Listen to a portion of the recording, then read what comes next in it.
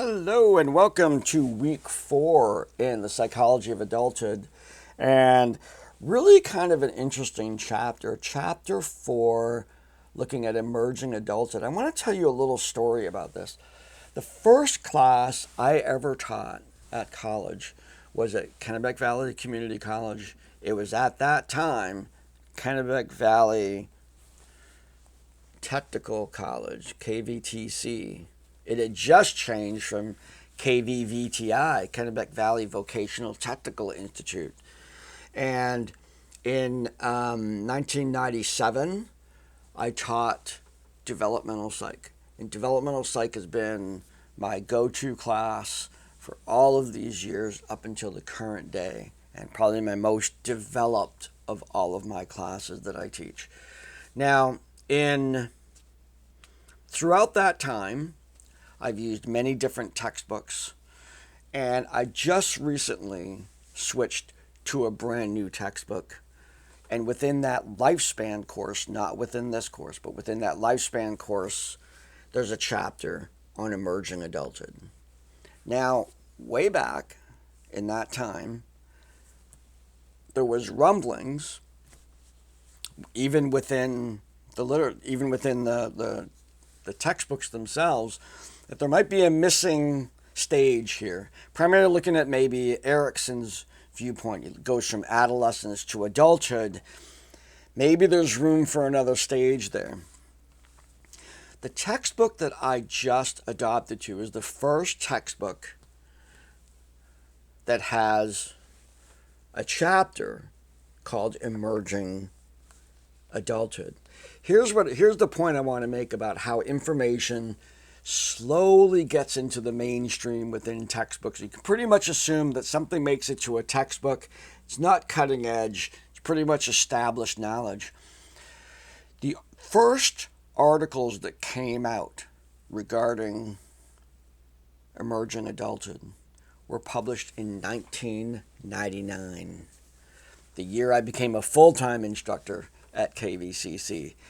It has taken all this time for that to kind of eventually emerge. Now, I'm not saying that I'm aware of all the textbooks in the world that were like this, but maybe some of them had them a long time ago. And there was mention of emerging adulthood, but not this like separate place.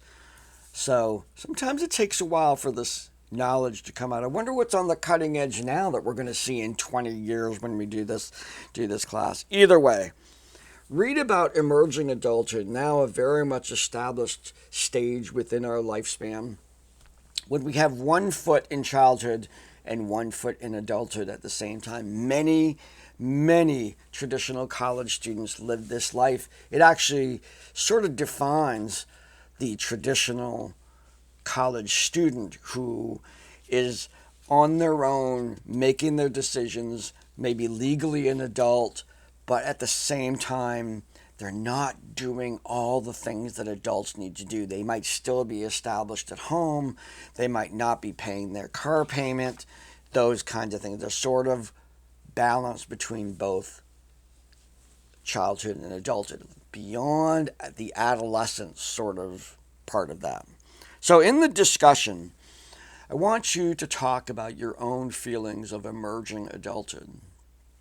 What is that like? What is it? Very similar to the assignment we just did about what is adulthood. And many of you might have scored on that test fairly low in some areas based on the set of criteria that you had. So many of you might be in this sort of emerging adulthood. I'm doing a bunch of these, but there's some of these that I'm not doing. That's okay. There's no police that's going to come around and take your adult card away. That's not how it works. But it is an interesting examination of your own sense of how fully adult do I feel based on that particular instrument.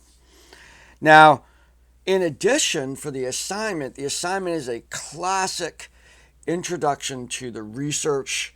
I want you to find any article, dig a little so you don't all get the same one. Don't if you do a search in the library databases and stuff, I want you to find an article that mentions emerging adulthood. Now, this is a research article in a professional journal, peer-reviewed, and I want you to do a review of that article.